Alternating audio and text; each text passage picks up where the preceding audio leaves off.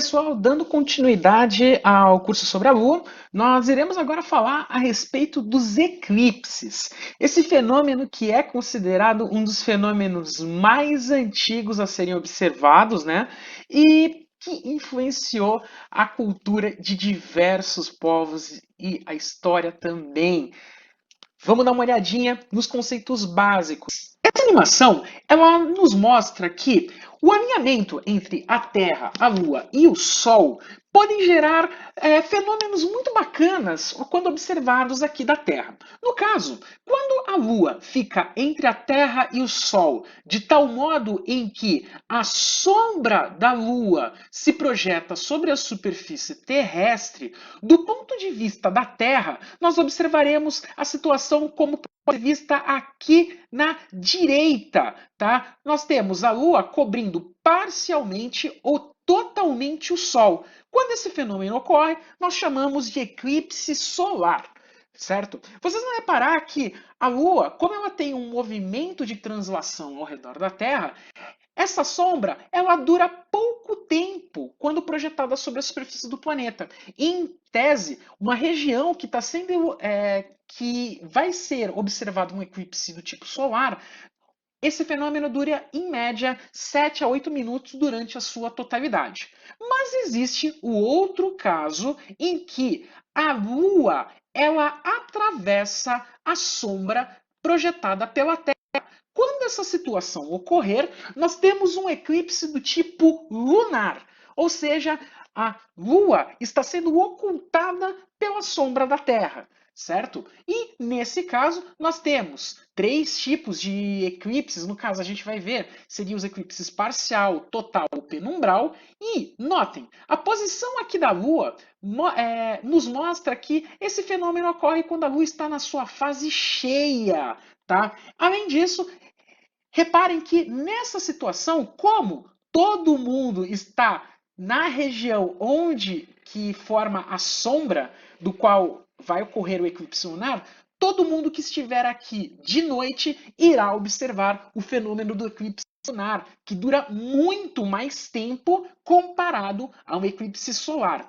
E outra diferença que nós podemos ver aqui, enquanto no eclipse lunar todo o planeta que estiver durante o período de noite pode observar esse fenômeno, no eclipse solar isto não ocorre, porque neste caso, como a sombra da Lua acaba projetando numa pequena região da superfície da Terra, certo? Não é todo mundo que irá observar esse fenômeno e também a sombra ela demora muito pouco tempo para projetar sobre a Terra.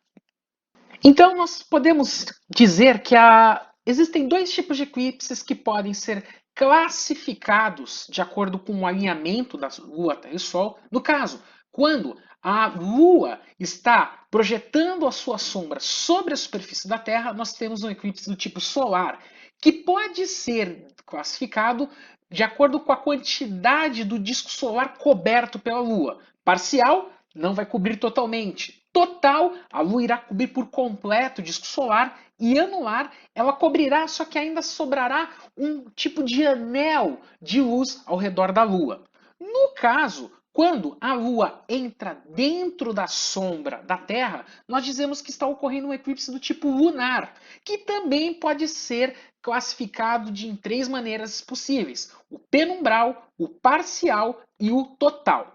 Só que, como a gente comentou agora há pouco, a fase da Lua, quando ocorre um eclipse solar, no caso é a fase nova, e no caso de um eclipse lunar, a Lua está na fase cheia. Só que por que não acontece pelo menos 2 vezes por mês um eclipse solar e um lunar? A resposta está ligada com a órbita da Lua. Se nós compararmos com o plano de órbita da Lua com o plano de órbita Terra-Sol, ou eclíptica, nós percebemos que essas duas órbitas elas não são coplanares, isso é, elas não pertencem ao mesmo plano. De tal forma que o cruzamento desses dois planos nós chamamos de linha dos nodos. No caso, quando a Lua ela não está sobre essa linha dos nodos, ela, estando entre o Sol e a Terra, a gente vai observar apenas uma fase nova e, no caso, se ela estiver atrás aqui da Terra em relação ao Sol, nós teremos a Lua na fase cheia.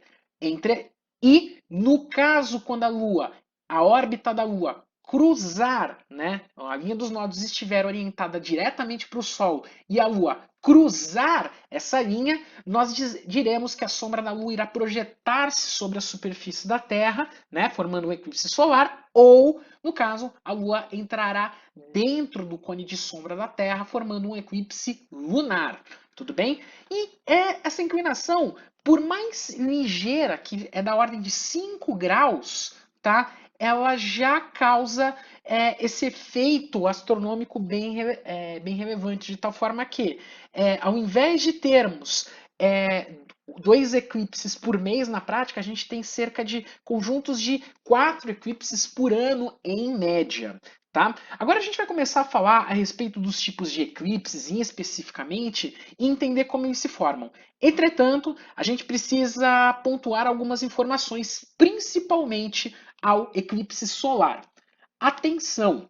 Jamais, de qualquer maneira, observe o Sol a olho nu. Porque, no caso, lembra que o seu olho funciona como uma lente, que irá convergir toda a luz no seu plano, no caso, na sua retina. E quando você observa o Sol diretamente, esses raios solares são tão intensos a ponto de a sua retina fritar, a sua retina ser cozida. Ou seja, a região onde é formada a imagem vai ser danificada de maneira permanente. Ou seja, jamais, de forma alguma, observe o Sol a olho nu, inclusive em eclipses. Tudo bem? Aí tem algumas pessoas que falam: ah, você pode observar utilizando alguns artifícios.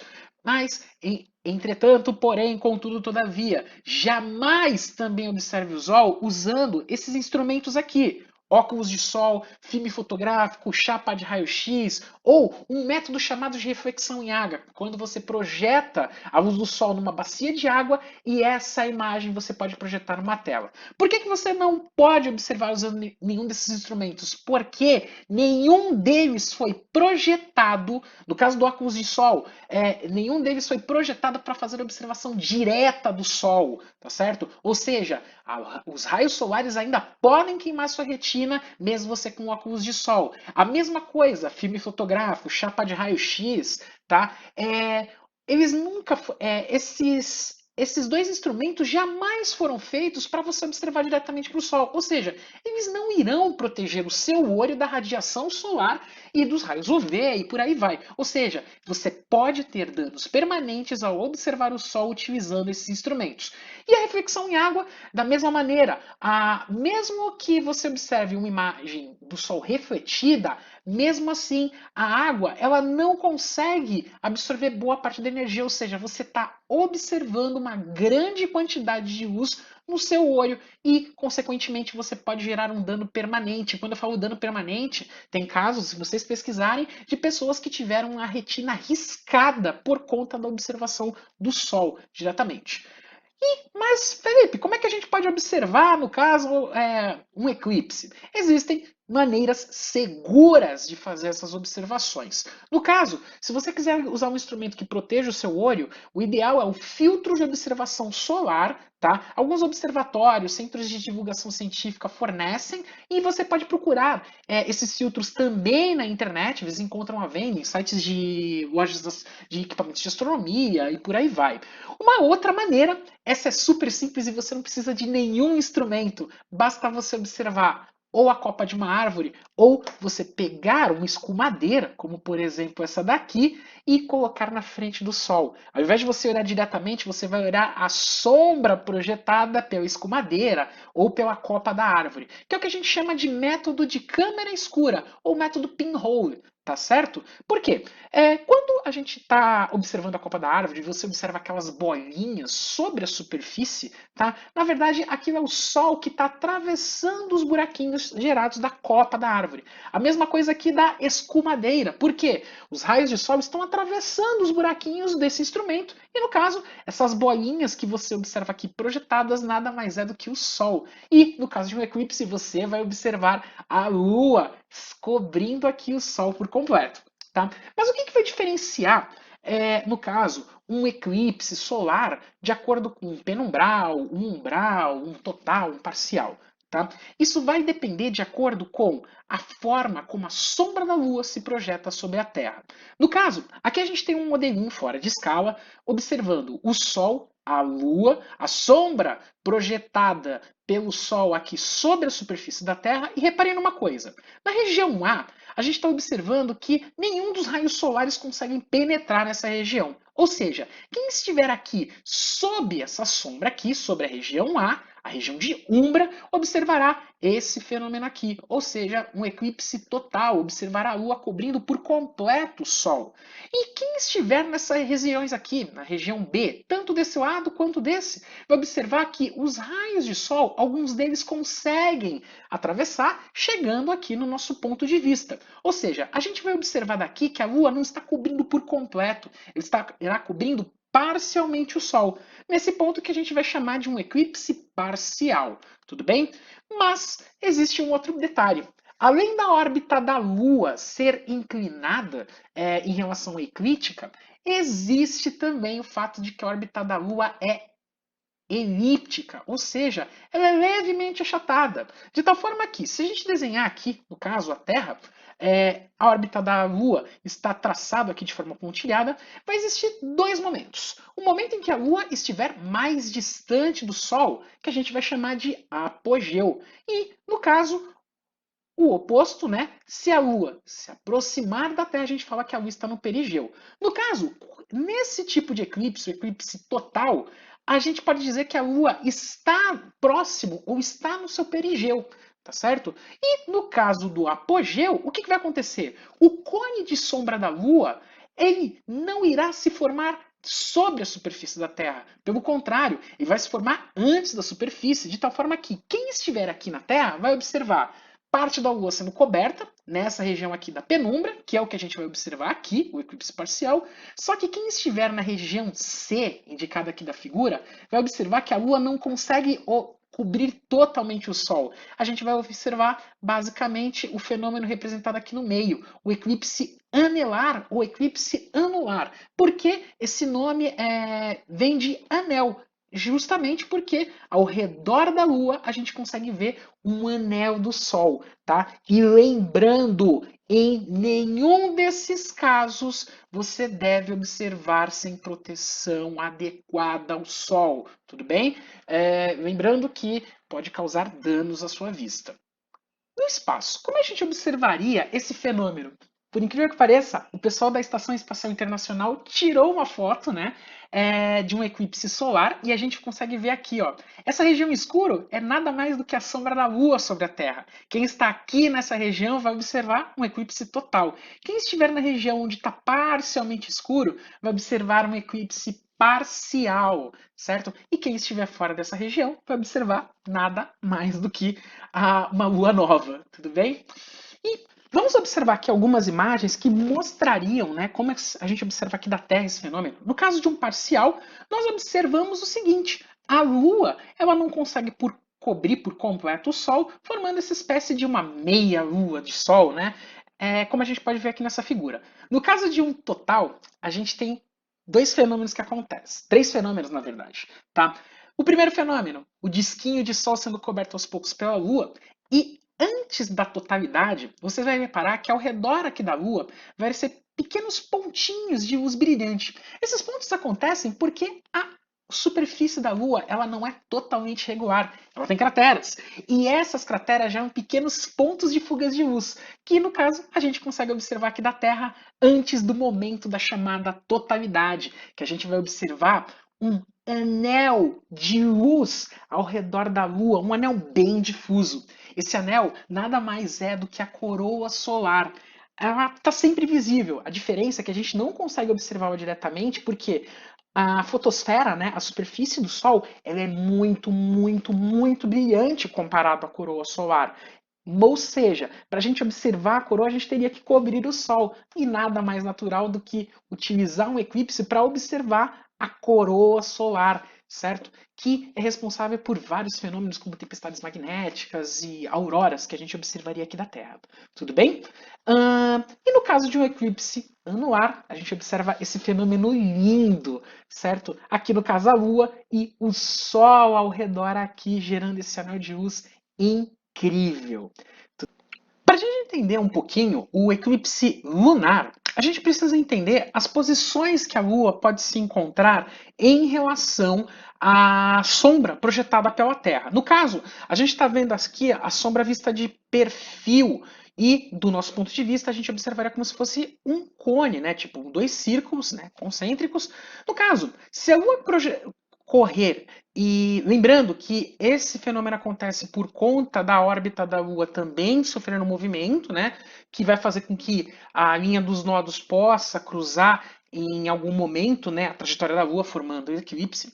No caso aqui, da posição número 1, tá, a Lua ela não está passando pela sombra da Terra, ou seja, a gente não tem eclipse nessa situação.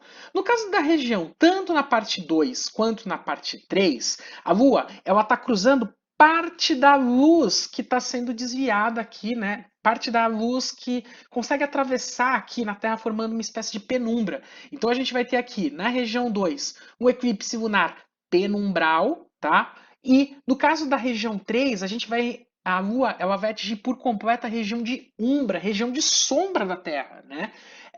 Aqui nesse caso, no ponto 3, a gente vai ter o chamado eclipse lunar parcial. E quando a Lua ela atravessar por completo o cone de sombra da Terra, a gente vai ter o chamado eclipse lunar total. Vamos dar uma olhadinha nas fotografias, né, obtidas nesses três fenômenos. No caso, vamos começar com o eclipse lunar penumbral.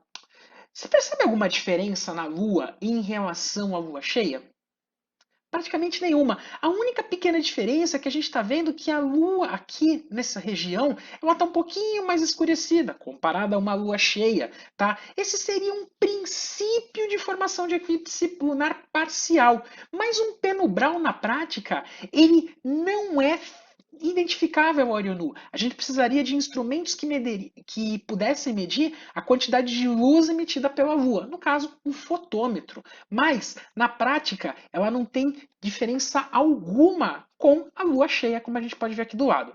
No caso de um eclipse parcial, não. A gente já vê parte da sombra da Terra cobrindo já aqui, né, a superfície da Lua. Essa imagem aqui, ela está literalmente estourada, né? No caso aqui, a gente deixou um tempo de exposição muito maior para observar a região do cone de sombra da Terra. E perceba uma coisa, a parte onde a Lua está dentro da sombra da Terra é ligeiramente avermelhada. Isso pode ser visível de maneira mais clara durante o eclipse lunar total. E aqui uma pergunta: por que a Lua, quando ela está dentro do cone de sombra da Terra, ela fica avermelhada, que alguns até chamam popularmente de lua de sangue, lua vermelha?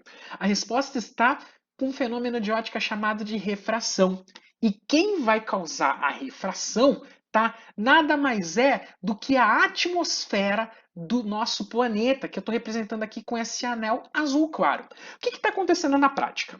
Os raios solares, eles estão atingindo a superfície da Terra, só que os raios solares que atravessarem, tá, a atmosfera sofreram um desvio, de tal forma que apenas a luz vermelha, né, de menor energia, ela sofrerá um desvio maior comparado aos outros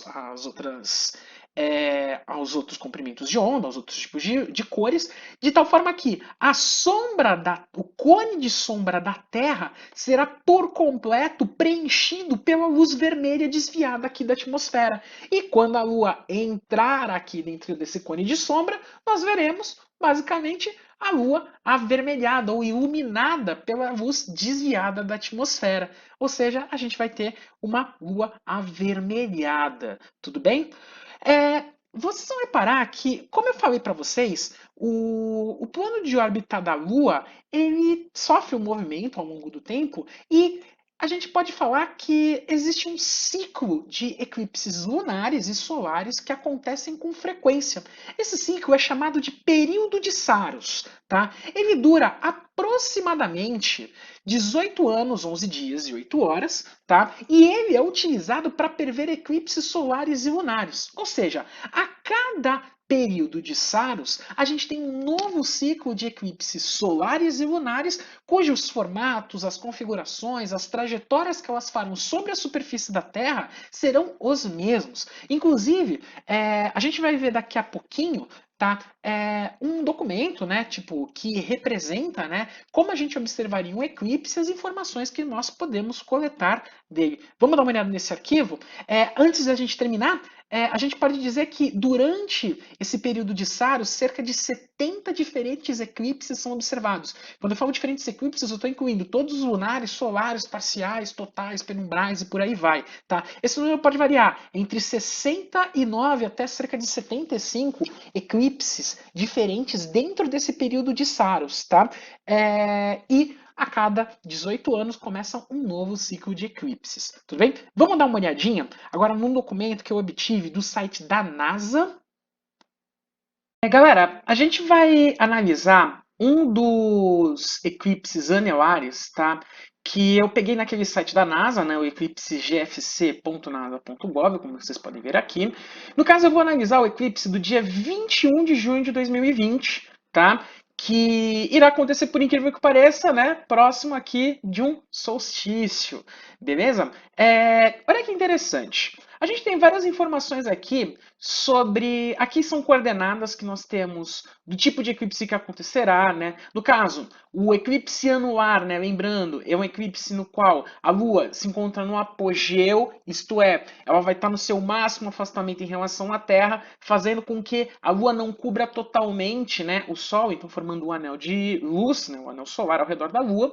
E outra coisa que é interessante são, além desse ponto, né, são o período de Saros, como é que a gente viu, né? Ele é utilizado para prever o tipo de eclipse que aconteceria, né, ao longo de 18 anos. Mas um ponto que é interessante, a gente pode ver nesse mapa aqui, tá?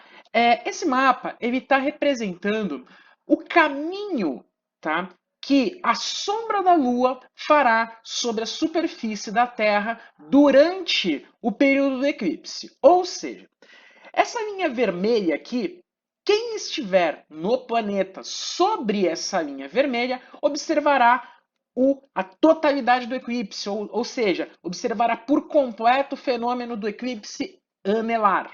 Tá? E essas linhas azuis, elas indicam quem estiver nessa região aqui ou nessa região aqui, observará não um eclipse total, mas um eclipse parcial. Tá? Ou seja, nessas regiões aqui em azul e verde, quem estiver nelas não vai observar a Lua cobrindo por completo o Sol. Vai observar ela apenas ocultando uma parte do Sol e depois voltando à sua normalidade. Esses números aqui indicam, né, qual é a porcentagem do Sol que será coberto. Aqui nessa região 20%, 40%, 60%, 80% e aqui, né, grande vai acontecer o momento do eclipse. Uma curiosidade é que tem algumas equipes de astrônomos, de entusiastas, que costumam fazer viagens de transatlântico, né, ou viagens aéreas para fotografar e observar o máximo de tempo possível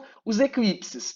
Então, uma coisa que é interessante, né, lembrando que o eclipse solar é um eclipse que dura um tempo muito curto, cerca de 7 a 8 minutos, né, enquanto o eclipse lunar já acontece por um período muito longo de tempo. Tudo bem?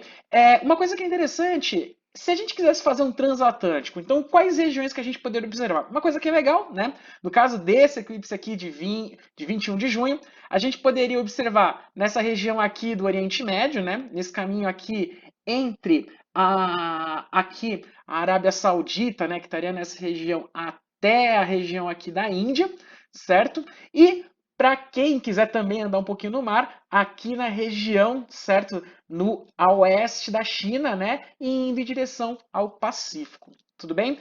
E então, todas as cartas, né, de eclipses que vocês irão ver nesse site, elas terão todas essas informações, né, as escalas e tudo mais. E só lembrando, né, o endereço para você acessar é eclipse.gsfc.nasa.gov.